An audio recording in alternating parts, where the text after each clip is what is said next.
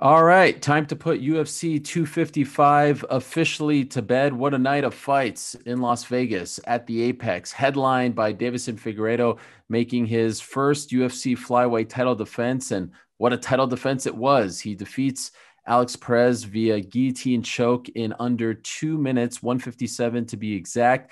The UFC may have a new star on its hands. And in the co-main event, Valentina Shevchenko defeated Jennifer Maia via unanimous decision, 49-46 on all three judges' scorecards. The flyweights were in focus, but there were some other big results as well. We shall talk about those results on this here post-fight roundtable. I'm Ariel Helwani, Chael Sonnen, Marc Raimondi, also joining me. You know these guys. Chael, let's start with you. Figueiredo, what a story. 3-0 in 2020. We talked about maybe him being the fighter of the year. Let's talk about what he did tonight.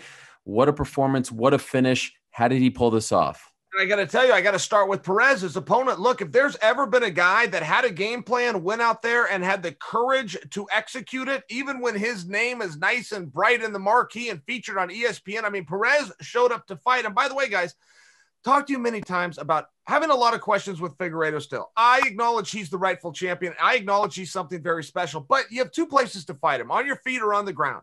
Each fighter is going to have to ask themselves that question, and it's going to be unique to each fighter. But as I'm trying to break down on the feet, okay, let's take this one dimension. If you get there, where are you going to beat him? Is it going to start with speed? He looks pretty fast to me, but Perez did come out and was a little bit faster. Perez was able to get inside, and he was trying to really maximize those moments. He wasn't just reaching out and playing patty cakes. Boom, boom. He was hitting him as hard as he could. He forced Figueiredo to go to plan B, to get a little bit creative, even on that takedown defense that ultimately took this to the ground, guys. That is high-level technique by the champ, who found himself in a fight that was a little harder than he thought it was going to be. And the great ones has to rise up to that. When somebody tries to slip in, was nice to you all week, bowed to you at the press conference, all getting ready to stab a knife in your back, you've got to be ready for when a fight turns out to be harder than you thought it was going to be. And I thought the champ passed that test flying colors. Marc, it's amazing. 9 months ago, we were talking about the potential death of the flyweights. And then you see Deiveson Figueiredo miss weight, and everyone thought, all right, this is the final nail in the coffin. This is the perfect out to close this division. He wins that fight against Benavidez. They run it back. He wins again. And now it feels like that's a distant memory, right? Is this the guy that the UFC has been searching for? It sure seems like that. It really does. I mean, I think that what the UFC always looks for in a top star is someone who is not risk averse, right? And certainly Deiveson Figueiredo is not that. The way that he went for a leg lock in that scramble, you don't see that very often in a high level first round of a fight. I mean, they're both dry. It was a very risky move, and it created that scramble that allowed him to get Alex Perez's neck. And it was just a crazy sequence that you don't really see too often. This is a guy that is not. He's not going to rest on his laurels. It's not going to be a slow, boring fight when Deiveson Figueiredo is in there. It's going to be a fight that's going to be exciting. He's going to take risks, which sometimes champions don't do at that highest level. Okay, so then let me quickly ask you, Marc, because you just watched the post-fight press conference. Did Dana White say that he's hoping that Figueiredo will turn around and fight on the UFC 250, what would it be, 6 card on December 12th, the last pay-per-view card of the year against Brandon Moreno, who was also successful tonight? Is that possible? That's in 2 weeks. Yeah. So what Dana White said is that Deiveson Figueiredo is not going back to Brazil. He's going to stay in Las Vegas. And right now they're working on a fight for him in December against Brandon Moreno. Now Dana White did not say the date on that. It would make sense to be on UFC 256, which is, of course, December 12th, which is a card headlined by Peter Yan and Aljamain Sterling for the bantamweight title. But Dana White didn't say that, so it could still, it's wide open. It could be December 19th, which is the fight night card, not a pay-per-view. The one thing we have to, figure into all of this, Ariel, is Figueiredo's weight. Where's it going to be? Can he make that weight cut in 2 weeks and 3 weeks? How much time will he need? I think that will probably play a lot into when they end up fighting, and if it does get him before the end of the year. Yeah, Joe Rogan said on the broadcast he thought he weighed around 150 pounds in the cage, which is pretty remarkable. Chael, what do you make of that decision, turning him around so quickly? And how do you think he would match up against Brandon Moreno, who, again, looked very good tonight against Brandon Royval?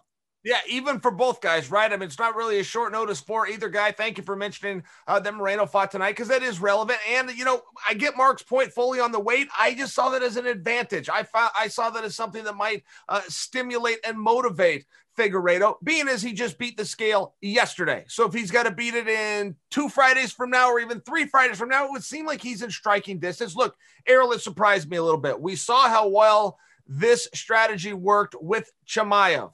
I don't offer for you this is going to be Dana's new go-to move, but if it's going to stick around, man, I love guys like that. If you haven't got it, the only thing about the sport as an athlete that I ever resented was that we only get to compete 3 times a year. Come on, everybody's healthy, shake hands, get out of the way.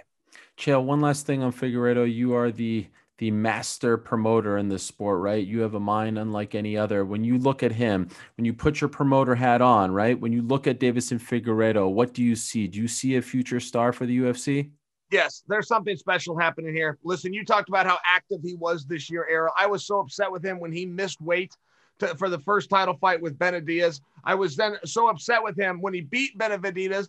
And I can't say Benavidez, but you know who I'm, Joey B. Joey B, yeah. I was stunned that he was not apologetic. I was stunned that he didn't have his hat in his hand. He felt great about it, tried to deny the rematch, said we don't need to do this rematch, already beat this guy once. Now, I'm just sharing with you, as I went down the journey a little further, the more and more interested I got a little bit less annoyed and a little less looking down my nose at him and a little bit more into, okay, I don't know what's about to happen, but something is happening here. And Ariel, I love a guy who is simply interesting.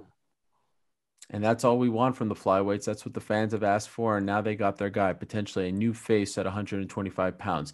Now let's talk about the female flyweight division. Let's talk about the queen of the flyweights, Valentina Shevchenko. What a performance. What a win. She defeats Jennifer Maia 49-46 on all 3 judges' scorecards. And Marc, you know, it's shades of GSP here, because Valentina Shevchenko wins the first round convincingly. She loses the second. 3, 4, and 5 are a little closer, but at the end of the day, this is a 4-round-to-1 fight that she won rather convincingly, and yet it seems like everyone's talking about Jennifer Maia and not Valentina Shevchenko. It's a little funny, right? I guess it's a compliment to Valentina and her dominance.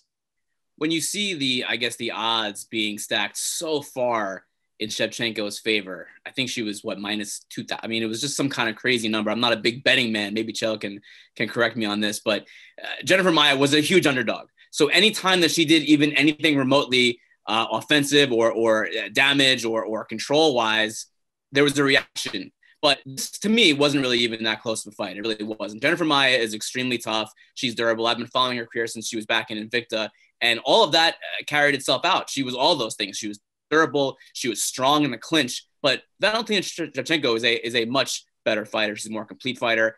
And for my money, I mean, she dominated almost every minute of that fight, except for a couple of minutes in that second round. But other than that, it was all Shevchenko. And I think that kind of happens when you are a dominant champion, have the GSP. I think it's happened to John Jones a bit as well in that Thiago Santos fight. I thought John Jones won that fight, and people were saying, oh, Thiago Santos did great in that fight. So I thought Jones won, and Shevchenko clearly won here pretty comprehensively.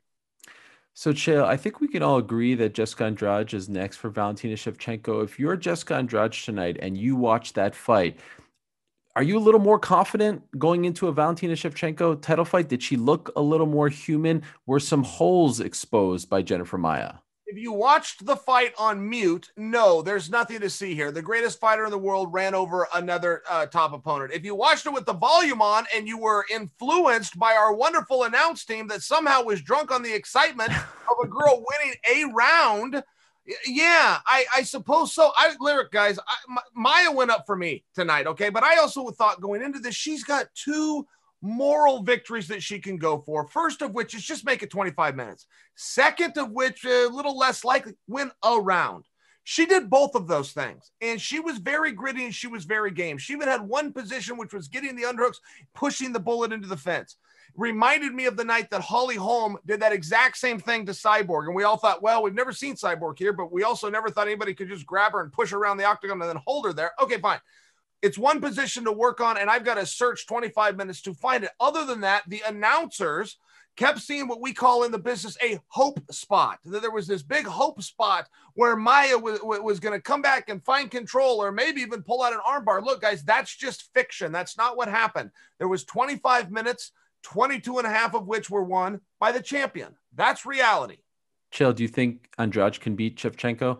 No, but I think she gives her an interesting match, Ariel. I think that Andrade is strong. And I mean, the bullet's pushing people around. She is bullying people out there. You can see, pictures worth 1,000 words. There's a reason we weigh them in. But if you look at the definition and the tone and the density of her muscles, she pushes people around. I see that same thing with Andrade. I respect Andrade's strength. And I'm not even getting the X's and O's of the punches and the kicks. I don't think, Marc and Ariel, that I've ever brought to you guys an analysis based on strength. This might be my first time, but that just the strength alone does make that fight interesting for me. Marc, it was a sneaky good card on paper. There were a lot of fun fights, a lot of good performances, a lot of notable wins. You had Tim Means with the win over Mike Perry, Caitlin Chukagian picking up a big win. How about Paul Craig with the win over Shogun, Joaquin Buckley returning, as I mentioned, Brandon Moreno, on and on it goes. Any other fight, performance, moment, fighter that you want to spotlight before we say goodbye? I did want to key in a bit on Joaquin Buckley because he had another great knockout tonight. Of course, coming out that knockout from last month, that was just insane, like nothing I've ever seen before, that spinning back kick. It's very hard to top that, right? It's very hard to come off that with the pressure of people expecting you to do that again or to do more, even more. And I thought Buckley handled that great. And I think he's got a lot of potential. I think that he will not just be the guy who had that knockout. He's only 26 years old. He still works as an assistant manager at a Walgreens, guys. He's not even a full-time fighter. He works at Walgreens in his spare time, and he's been trying to get to Michigan. He lives in St. Louis. He's been trying to get to Michigan to train at Murcielago MMA, which is an up-and-coming team that Chaos Williams also trains at. So he's been trying to get there, but he has the job in St. Louis at Walgreens. So hopefully, he makes some money. He won a bonus again tonight. Hopefully he can put that, in the bank and get to Michigan and Murcielago and grow his career, because he's only 26 years old. I think that he has a lot of potential. I really do. What a story. And that loss to Kevin Holland earlier this year feels like a distant memory. Chael, final word to you. Any fighter, performance, fight that you want to spotlight? I would just talk a little bit about Mike Perry's fight with Means. I thought that was a fun contest, but very meaningful for Means. He really needed that win, and it was a short notice. And Perry, not for nothing, I realize his skills are limited, but his personality certainly makes up for it. I don't like the fact that he's training with nobody. I used to think that was an angle or a gimmick. Now that I'm seeing a guy that can't beat the scale, let alone a late minute replacing opponent. It's getting late over here, fellas. I'll tell you what, though, I'm starting to believe him. It was something I didn't want to believe about him, because I do see a potential there. I do see a guy with naturally good hands who definitely has an ability to have ice through his veins, step in, lock that cage, go with anybody at any time. I'm seeing some of these really good, hard things to teach. And now I would like him to humble himself and let us show him the easy things to teach. Okay. Because going out there and trying to make for a mad brawl is a lot of fun to watch for a guy with a very short career. And it doesn't need to be that way. And it's not too late for Mike Perry. Okay. I lied. One other quick one for you, Chael. Was that the last time we see Shogun Rua in a fight? Most likely. Yep. Within the UFC. And I would never want to, you and I both know, as does Marc, the mindset of Dana White. We were reminded of that mindset 2 weeks ago with a man named Anderson Silva. Mm-hmm. All of the principles and rules that applied to Anderson Silva now apply to Shogun. I believe he is going to have a hard conversation. I believe he's then going to go into the Hall of Fame where he belongs, and he is going to have a career that we all cherish and talk about for the rest of his time on this earth.